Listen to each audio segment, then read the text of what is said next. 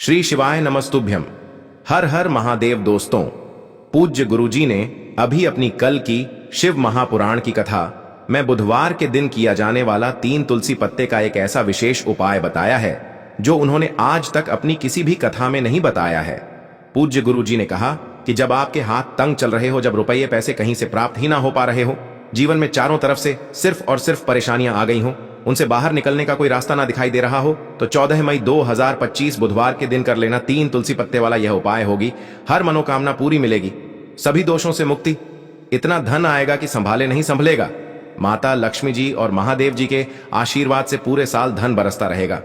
दोस्तों, जैसा कि आप सभी लोग जानते हैं कि 14 मई 2025 यानी बुधवार को पड़ रही है ज्येष्ठ महीने की द्वितीया तिथि। और दोस्तों, यह वह तिथि है जो ज्येष्ठ महीने में पड़ने वाली सबसे बड़ी और ज्येष्ठ महीने की पहली द्वितीया तिथि है, क्योंकि यह बुधवार के दिन पड़ रही है और हमारे हिंदू धर्म में इसका बहुत ही बड़ा और विशेष महत्व होता है। पूज्य गुरुजी ने कहा है कि अगर कभी भी मौका लग जाए और ज्येष्ठ महीने की द्वितीया तिथि बुधवार को पड़ जाए तो आप लोगों को सिर्फ और सिर्फ 3 तुलसी पत्ते वाला उपाय तो अवश्य ही करना चाहिए, क्योंकि इन दोनों तिथियों का संयोग बहुत ही कम आता है। इसी के साथ दोस्तों, गुरुजी ने कहा है कि जब भी ज्येष्ठ महीने की द्वितीया तिथि पड़े तो आप लोगों को सिर्फ और सिर्फ 3 तुलसी पत्ते वाला उपाय तो अवश्य करना चाहिए। यह उपाय इतना खास है कि अगर आपने सही मुहूर्त पर सही क्रिया अनुसार 3 तुलसी पत्ते वाला यह उपाय कर लिया, जो प्राचीन काल के समय का महाउपाय है, तो मान के चलिए दोस्तों, महादेव जी के आशीर्वाद से आपके जीवन का कितना ही बड़ा दुख हो, उससे आपको मुक्ति मिल जाएगी। आपकी कोई भी मनोकामना हो, मान लीजिए आप नौकरी की तैयारी कर रहे थे तो आपकी नौकरी लग जाएगी, आपका बंद पड़ा व्यापार चल पड़ेगा, और दोस्तों, आप जिस बीमारी से आप बहुत दिनों से परेशान थे, उस बीमारी से आपको मुक्ति मिल जाएगी। आपके जीवन में धन आना शुरू हो जाएगा, आपके जीवन में धन आने के नए नए रास्ते खुल जाएंगे, और मान के चलिए दोस्तों, फिर आपको किसी भी प्रकार की परेशानी का सामना नहीं करना पड़ेगा। इसीलिए दोस्तों, 14 मई बुधवार द्वितीया के दिन आप लोगों को इस वाले उपाय को जरूर कर लेना है। भले ही आपने पूरे साल भर इस उपाय को ना किया हो, पर अगर आपने इस ज्येष्ठ महीने में पड़ने वाली द्वितीया के दिन अगर इस वाले उपाय को कर लिया, तो आपको इस उपाय को करने का वह फल मिलेगा जिसकी आपने कभी कल्पना भी नहीं करी होगी। इसीलिए आप लोग इस तुलसी वाले उपाय को एक बार जरूर कर लेना, ताकि आप लोगों के हाथ से यह मौका ना जा सके और आपको इस उपाय को करने का फल मिल सके। दोस्तों, यह उपाय पंडित जी ने अपनी अभी की ही शिव महापुराण की कथा में बताया है, जो इस उपाय को आज हम आपको बहुत अच्छे से समझाने वाले हैं। इस वीडियो को देखने के बाद इस उपाय को समझने के लिए आपको कोई और वीडियो को देखने की जरूरत नहीं पड़ेगी। तो दोस्तों, इस उपाय को आपको कैसे करना है, कब करना है, कहां पर करना है, और उपाय को करते समय आपको किन किन गलतियों को नहीं करना है और आपको किन किन बातों का ध्यान रखना है, ये सारी जानकारी हम आपको इस वीडियो में देंगे। तो चलिए भक्तों, उपायों को शुरू करते हैं। अगर आप भी चाहते हैं कि महादेव जी का आशीर्वाद आप पर सदैव बना रहे, तो वीडियो को लाइक करें, चैनल को सब्सक्राइब करें और कमेंट बॉक्स में हर हर महादेव जरूर लिखें। और अपने फायदे के लिए, गरीबी दूर करने के लिए इस वीडियो को पूरा देखकर जाना। यदि आज आपने वीडियो को बीच बीच में से देखा, काट काट कर देखा, तो जीवन में आपको कभी सफलता हासिल भी नहीं होगी।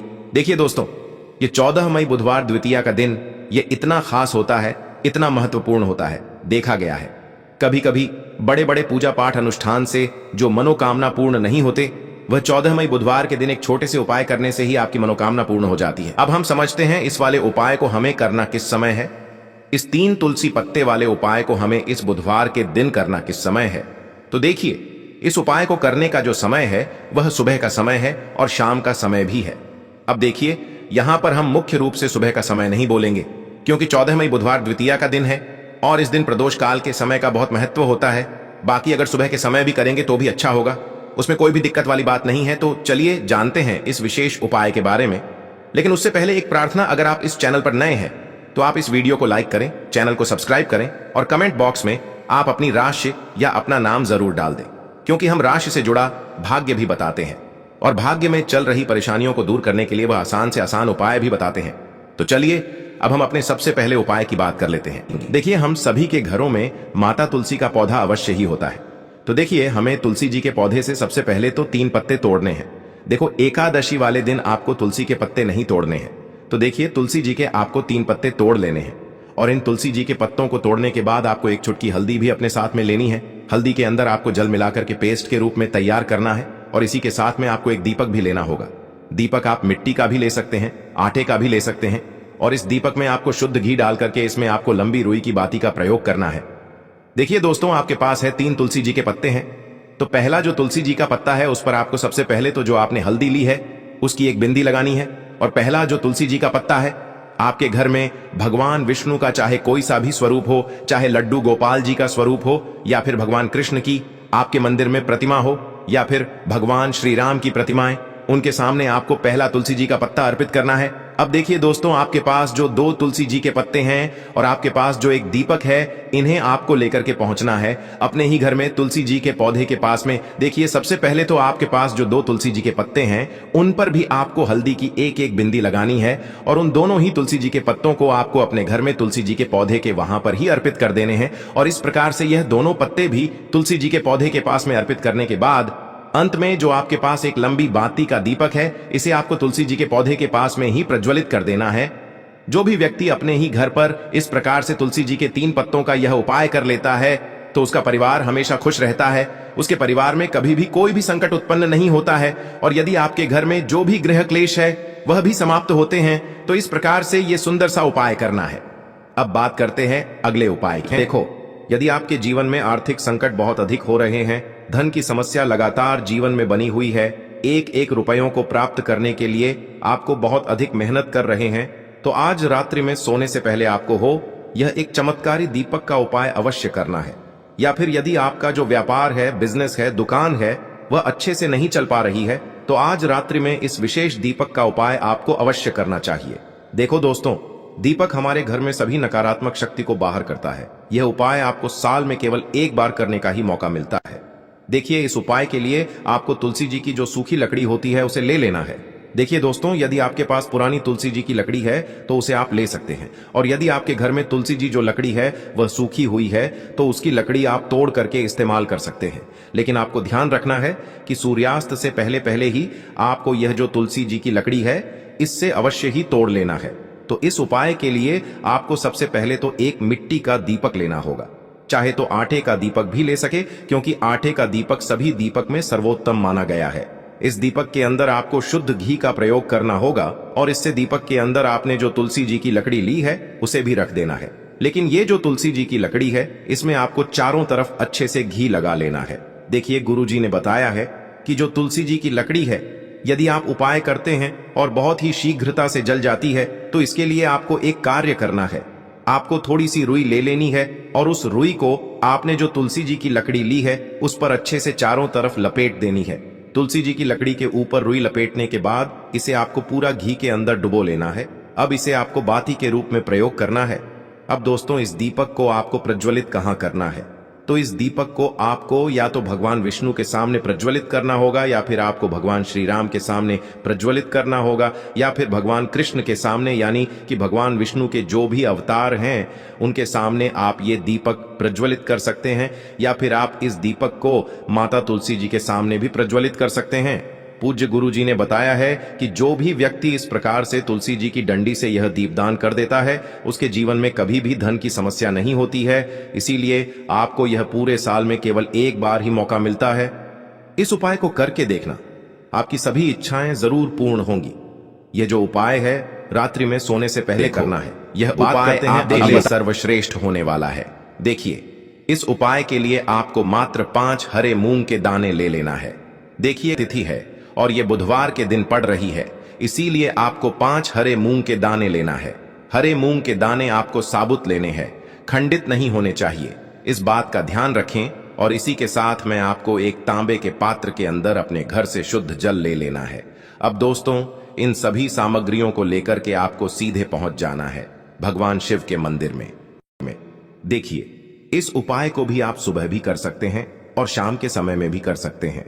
देखिए, भगवान शिव के मंदिर में पहुंचने के बाद आपके पास जो 5 हरे मूंग हैं, उनमें से पहला जो हरा मूंग है, आपको शिवलिंग के सामने जो नंदी महाराज होते हैं और उनका जो पैर उठा हुआ होता है, वहां पर आपको पहला हरा मूंग समर्पित कर देना है और आपको ओम नमः शिवाय इस मंत्र का जाप कर लेना है।